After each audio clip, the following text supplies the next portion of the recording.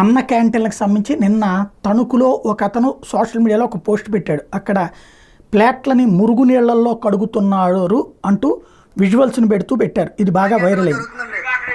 ఒక్కసారి తణుకు అంగన్వాడీ తణుకు అన్న క్యాంటీన్లో జరుగుతుందండి. ఇదిగోండి ప్లేట్లు ఈ మురికి నీటిలో కడిగేసి అక్కడ పక్కనెట్టి అదే వడ్డేస్తున్నారండి. అలాగే ఇదే నీటిలో కడుగుతున్నారు చూసారా, అదే నీటిలో కడిగేసి అది ఒకటి పెట్టి మళ్ళీ ఇచ్చేస్తున్నారండి. ఇది ఇక్కడ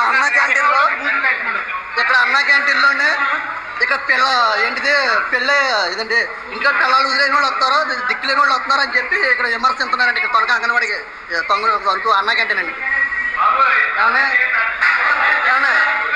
తణుకు అంగన్వాడి అలా ప్లేట్లు శుభ్రం చేస్తుందని చూస్తున్నారు కదండి. ఆ ప్లేట్లు శుభ్రం దాంట్లో ముంచేసి అక్కడ పెట్టేస్తున్నారండి.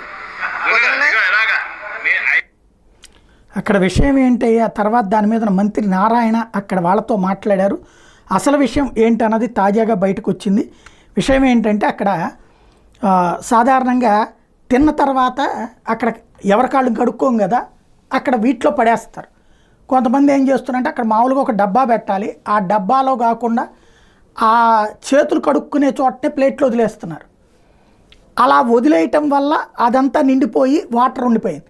అందులో ప్లేట్లని బయటకు తీస్తుంటే దాన్నే కడుగుతున్నామని చెప్పి ప్రొజెక్ట్ చేశారు అంటూ నారాయణ గారి నోటీస్కి తీసుకొచ్చారు.